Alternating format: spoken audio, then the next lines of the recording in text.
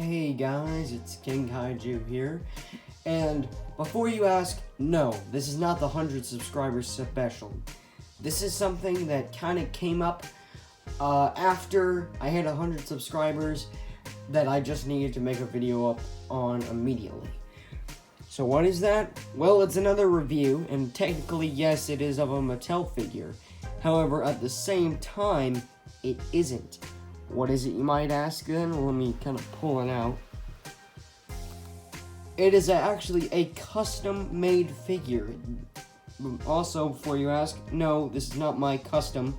This is a custom that was made by a guy on eBay. And I'll put his name in the description below. I can't remember it right now. But I will put it in the description below so you guys can go look at his other content. Anyway, this is the custom-made Proceratomimus from the game Jurassic World Alive. Now, some might be asking, well, what is this guy? It's a hybrid creature made from a dinosaur in a Jurassic World game known as Jurassic World Alive. Essentially, it's like Pokemon Go meets dinosaurs. And personally, I'm not a Pokemon guy, so this game is much more for me. Some might call it a ripoff, and to an extent, yes, I agree. However, I think the game designs, at least, are better than any other mobile game made from Jurassic World. I think the game has great graphics for what it is. I actually still can't believe that it's a mobile game, despite it looking as if it's off of Jurassic World Evolution. However, in the game, you can hybridize certain creatures, and this is one of them, the Proceratomimus. Now, a little background from me to you guys. This is by far my favorite dinosaur in the entire Jurassic multiverse. You have the toy franchise, which I like a lot of things from there. You have the movie universe, which I like lots of things from there. You have the book universe. And then you have the game universe. And there are lots of games that have their own universes. However, out of all of the things I just mentioned, there is no creature that comes closer to being my favorite than this one. This is by far my favorite out of all of them. There's never been another one. This creature has just always been my favorite. I don't know exactly what it is about it. It's the fact that it's such a powerful creature, because in the game it actually is quite a good animal. And then you have a fact that it's such a beautiful and majestic critter. It has the nice green color scheme, the crest on it, which makes it look pretty good as well. And there's so many things that just make this animal look so amazing. And before you ask, yes, these are all separate feathers that are actually made, I think it said, I can't remember from what bird, but it said that those are actual feathers that are cut into little bitty strips that were painted on here, which just shows the level of detail that this figure was put into. And then if we get a closer look, you can see the good painting and detail on this figure.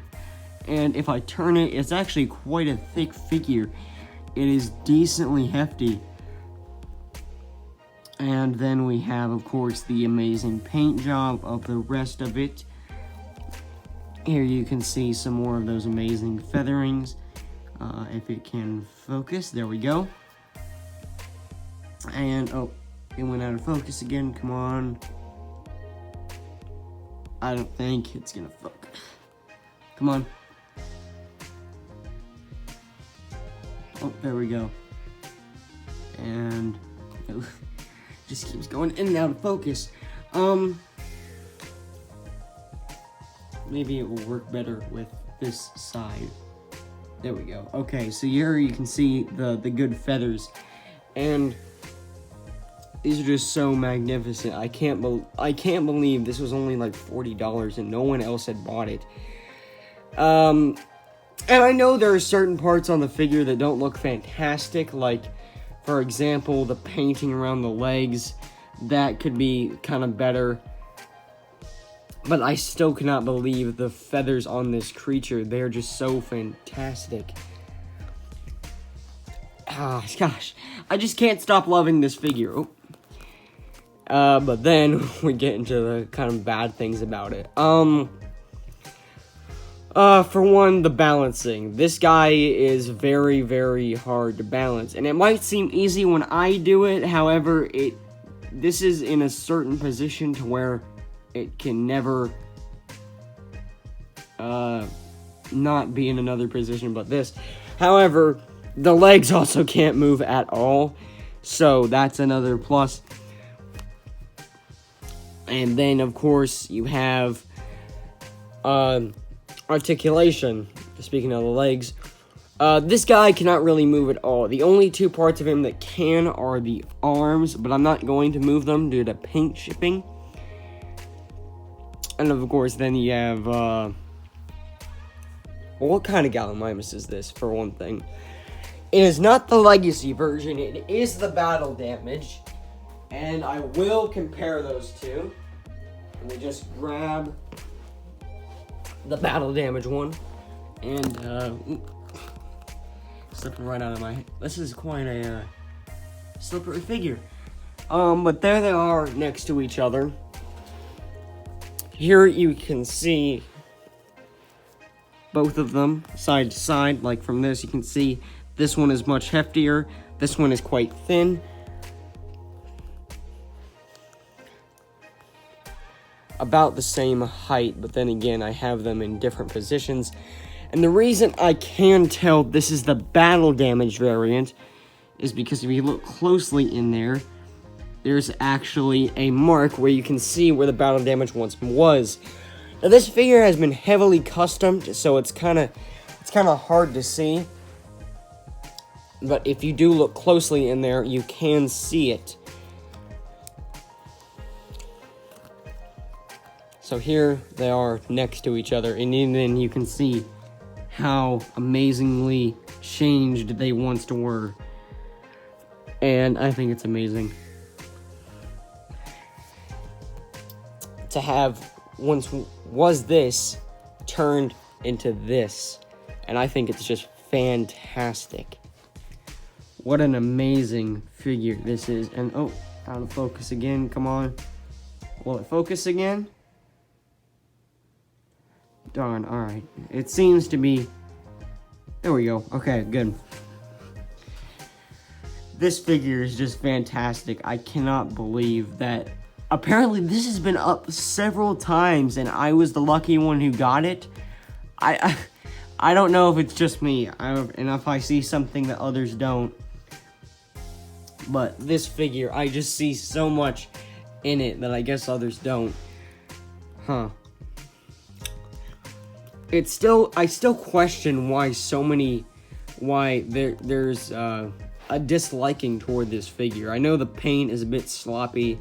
However, just look at this. This probably took, I would probably say, a good over 2 hours to make. Because think about this. There was a person who individually had to put each and every one of these little things onto a figure. And I think that level of dedication just to make this is fantastic. As of accuracy-wise, there is a few differences from the actual Proceratomimus that we see in the game. For example, you can see a white line that goes down the neck and into the belly area, and even on the legs some. So, and on the original figure, this was mainly covered up by yellow, not the white feathering. However, yet again, this took like a lot of hours, so I can see why they didn't. And then you have this guy that is missing the white on the legs. It has the normal Gallimimus head. It doesn't have the more predator-like head.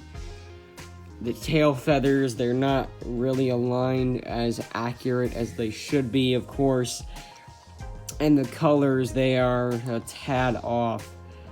But I still think it's an amazing figure nonetheless. I still think that this guy is such a great thing that is just...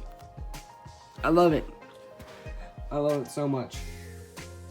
When it comes to sizing on the figure, here it is next to its original counterpart, the Gallimimus, the battle damage variant to be specific. And then we have the Spitter Dilophosaurus. If I can get it to stand good. There we go. They are about the same height when you include the frills. And then, finally, we have the, if I can get it to stand, Dimorphodon. Two amazing figures next to each other. How great is that? And that, my friends, is the review of the Proceratomimus custom figure. Oh gosh, I have so much to say about this figure. It's just so fantastic. It's such an amazing figure and such a great model. I just absolutely love it. And it is definitely going to be one of my favorite figures out there. So guys, if you enjoyed this video, please leave a like and leave a like for this figure. Yet again, thank you guys for 100 subscribers. I wouldn't be able to make videos without you guys. Really, I mean I would, but you know, it kind of supports it, you know. So thank you all for watching, and I will see you in the next video. Goodbye.